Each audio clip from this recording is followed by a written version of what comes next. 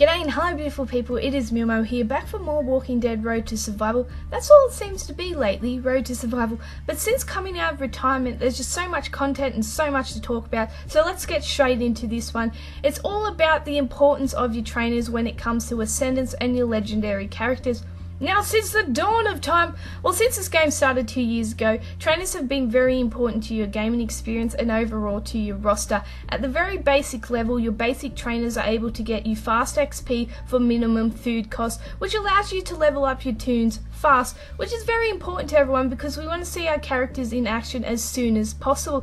And then we have things like persona trainers and universal trainers. Now, persona trainers are absolutely fantastic for getting your rush up. It sort of takes some of the heat off when it comes to that dreaded battle of trying to get your rush up. Aiden's great for that also. So we all love the universal trainers, the persona trainers, and they're very important to the game. But now our trainers are being repurposed when it comes to Ascendance.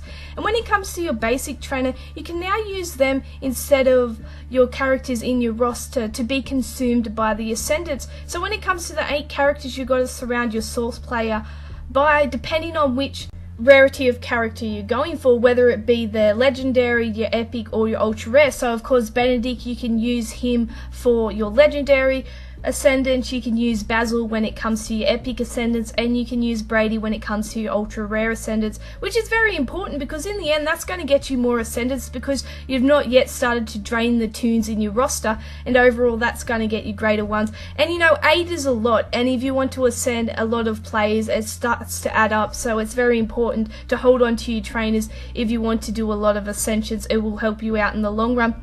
But wait, there is more. Not only can your basic trainers be used to ascend your players, but also when it comes to Aiden. Aiden has really gained value because of the introductions of legendary characters. Now, like I talked about the dreaded rush debacle and trying to get your rushes up, it becomes even more harder with the legendary characters because it costs you more food, more resources, and that's something we don't like to hear.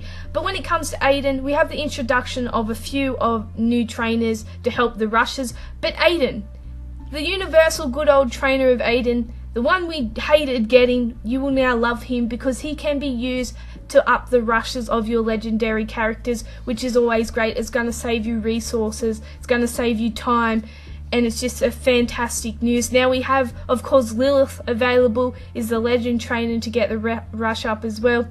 And then we have the introductions of strong, fast, tough, and alert trainers that will also help get the rush up. But Aiden, now valuable once again. Well, he was always valuable, but he's even now more valuable. And then we go on to the new introduction of the active skill, which come in with the legendary characters, and that has saw the introduction of Ulysses, which is the active skill trainer for legendaries. So now we've got a few more legendaries in the mix, but more importantly, some of our older trainers, or I should say we have some more trainers in the mix for the legendaries, but more importantly, some of our older trainers have been repurposed and found new value when it comes to Ascendance and the overall legendary characters.